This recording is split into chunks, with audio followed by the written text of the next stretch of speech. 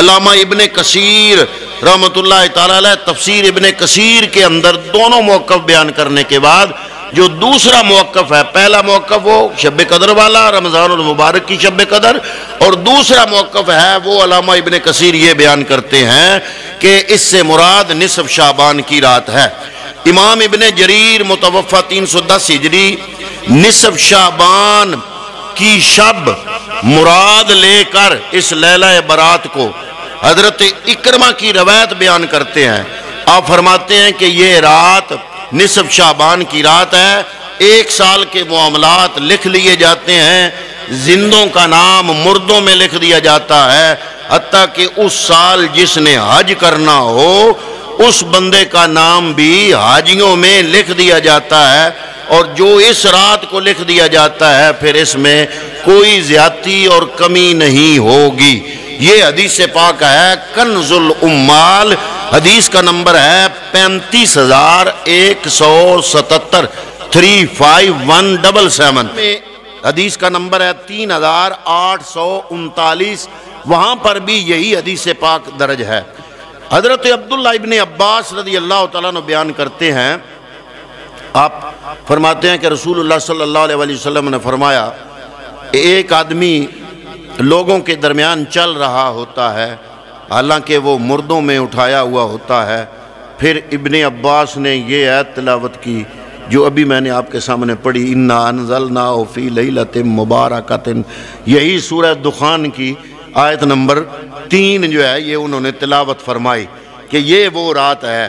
یعنی کہ حضرت عبداللہ ابن عباس کے بیان کرنے کا مطلب یہ ہے کہ یہ حدیث پاک بیان کرنے کے بعد پھر وہ یہ سورہ دخان کی آیت طیبہ تلاوت کرنا بتا رہا ہے کہ اس سے انہوں نے مراد کیا لیا کہ سورہ دخان کی ان آیتوں سے مراد شب برات کی رات ہے۔ حضرت عبداللہ ابن عباس نے ایک اور حدیث پاک اس میں فرمایا کہ اللہ تعالیٰ نصف شعبان کی رات کو معاملات کے فیصلے فرماتا ہے۔ ان میں فرق کیا عبداللہ ابن عباس نے، فرمایا نصف شعبان کی رات کو معاملات کے فیصلے کرتا ہے، اور لیلۃ القدر شب قدر رمضان والی جو شب قدر ہے اس میں وہ جو نصف شعبان کی رات کو فیصلے کیے ہوتے ہیں وہ فیصلے ان منتظمین فرشتوں کے حوالے شب قدر رمضان المبارک کی رات کو کر دیتا ہے۔ یعنی فیصلہ اس رات کو کرتا ہے، نصف شعبان کی رات کو فیصلہ کرتا ہے، اور ان متعلقہ محکموں کو وہ فیصلے جو اس رات کو کیے ہوتے ہیں وہ شب قدر رمضان المبارک کی رات کو ان کے حوالے کر دیتا ہے۔ نصف شعبان کی رات امام ابو عیسیٰ محمد بن عیسیٰ، عموماً جو دوسری تیسری صدی ہجری میں ائمہ مفسرین اور محدثین ہوئے نا، کثرت سے ان کا نام محمد پایا جاتا ہے۔ اب صرف اگر نام محمد ہو نا، ذکر ہو، تو پتہ نہیں چلتا کہ یہ کون سے امام ہیں، تو اس لیے کچھ ائمہ کو ان کے والد کی کنیت سے، کچھ کو بیٹے کی کنیت سے، اور کچھ کو ان کے شہر کی نسبت سے ان کا نام لکھا جاتا ہے۔ جیسے امام ترمذی کا بھی اصل نام محمد ہے، محمد بڑے مفسرین کا نام ہے اور بڑے محدثین کا نام ہے۔ امام ترمذی کا اصل نام محمد ہے، اس لیے آپ کو ابو عیسیٰ محمد بن عیسیٰ، باپ کا نام بھی عیسیٰ، آگے بیٹے کا نام بھی عیسیٰ، اپنا نام محمد، ترمذی کے نام سے مشہور ہوئے۔ متوفہ 379 ہجری یعنی 4تھی صدی ہجری میں ان کا انتقال ہوا، یعنی آج سے 11 صدیاں پہلے۔ تو آپ اپنی ترمذی شریف کی کتاب میں ام المومنین سیدہ عائشہ صدیقہ رضی اللہ تعالیٰ عنہ آپ کی روایت درج فرماتے ہیں۔ کیا فرماتے ہیں؟ فرماتے ہیں کہ ایک رات میں نے رسول اللہ صلی اللہ علیہ وآلہ وسلم کو گم پایا۔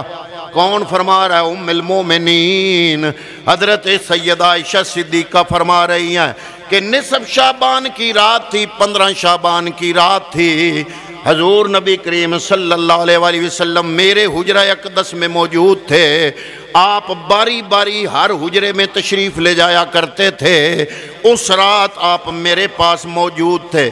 آپ فرماتی ہیں کہ اچانک میں نے دیکھا میرے بستر پہ پیغمبر اکرم صلی اللہ علیہ وآلہ وسلم موجود نہیں تھے۔ اب امام ترمذی نے ترمذی شریف کے اندر یہ جو روایت درج فرمائی، اس میں تو یہ جملہ نہیں، لیکن یہ جملہ اسی حدیث میں نے کسی اور کتاب میں پڑھا ہے۔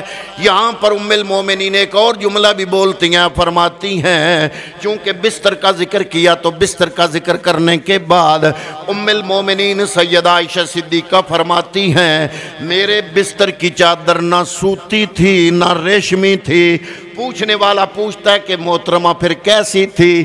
آپ فرماتی ہیں اونٹ کے بال ہوتے ہیں، ان بالوں سے دھاگا بنا کے وہ چادر بنائی ہوئی تھی، وہ میرے بستر پہ تھی اور پیغمبر اکرم صلی اللہ علیہ وسلم میرے بستر پر موجود تھے۔ اچانک میں نے آپ کو موجود نہ پایا، گم پایا۔ میں آپ کو ڈھونڈنے کے لیے باہر نکلی، کیوں؟ اس لیے کہ ایک تو مرد ہے، ایک عورت ہے۔ مرد کی فطرت رب نے بنائی ہے، عورت کی فطرت الگ بنائی ہے۔ چاہے مقام جتنا بھی بلند ہو، چاہے اماں ہاجرہ کی صورت میں ہو، چاہے عورت حضرت سارہ کی صورت میں ہو، جو مرد کی خصوصیات ہیں کچھ عورت کی خصوصیات ہیں وہ ضرور موجود ہوتی ہیں۔ آپ فرماتی ہیں کہ میں یہ سمجھی کہ شاید آج رات تو میرے حجرے کی باری تھی، شاید میرا وقت حضور نبی کریم صلی اللہ علیہ وسلم کسی اور کو دے رہے ہیں۔ عورت ہونے کے ناطے عورت کو یہ بھی تو خطرہ ہوتا ہے کہ میرا یہ ہسبینڈ ہے، میرا یہ خامن ہے، اس کی تمام توجہات میری طرف ہیں یا مجھ سے زیادہ کسی اور طرف اس کی توجہ ہوتی ہے، یہ ایک فطری امر ہے۔ اب مرد اور عورت چاہے مقام جتنا بلند ہو، ام المومنین تھیں تو عورت، اور آپ فرماتی ہیں مجھے یہ محسوس ہوا کہ شاید آپ کسی اور عورت کے پاس تشریف لے گیا۔ میں باہر نکلی، میں نے ڈھونڈنا شروع کر دیا۔ میں ڈھونڈتی اچانک جنت البقیع کے اندر جو مسجد نبوی کے ساتھ آج وہ جو قبرستان ہے بقیع والا، میں اس میں گئی تو میں نے دیکھا پیغمبر اکرم صلی اللہ علیہ وسلم کا سر سجدے میں ہے اور آپ اللہ رب العالمین کی بارگاہ میں رو رو کے دعا کر رہے ہیں۔ آپ فرما رہے ہیں حضور نبی کریم صلی اللہ علیہ وآلہ وسلم کو جب میں نے دعا مانگتے دیکھا، پیغمبر اکرم صلی اللہ علیہ وآلہ وسلم دعا میں کیا فرما رہے ہیں؟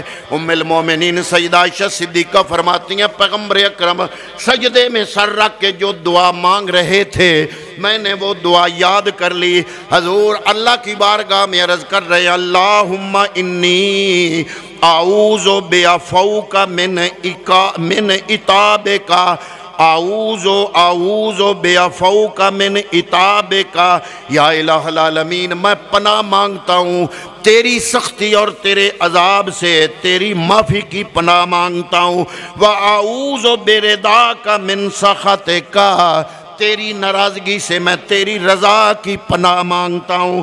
وَأَعُوذُ بِكَ مِنْكَ جَلَّ وَجْهَكَ، اور یا الہ العالمین میں تجھ سے تیری پناہ میں آتا ہوں۔ لا اخصی ثناء علیک انتا کما اسنیتا علی نفسک، میں محمد عربی تیری وہ تعریف نہیں کر سکا جو تیری تعریف تو خود بیان کرتا ہے۔ ام المومنین سیدہ عائشہ صدیقہ فرماتی ہیں نصف شعبان کی رات تھی، یہ لیلہ برات کی رات تھی، حضور نبی کریم سجدے میں یہ دعا مانگ رہے تھے، میں نے وہ لفظ یاد کر لیے۔ جب صبح ہوئی ام المومنین فرماتی ہیں فجر کی نماز کے بعد پیغمبر اکرم کے سامنے میں نے اسی دعا کا ذکر کیا جو آپ رات کو سجدے میں گر کے مانگ رہے تھے۔ حضور نبی کریم مسکرائے، آپ نے فرمایا اے عائشہ یہ لفظ یاد کر لو اور عموماً راتوں میں سجدے کے اندر جا کر اپنے رب سے یہ دعا مانگا کرو، میرا رب تجھ پہ کرم نوازی کی انتہا فرما دے گا۔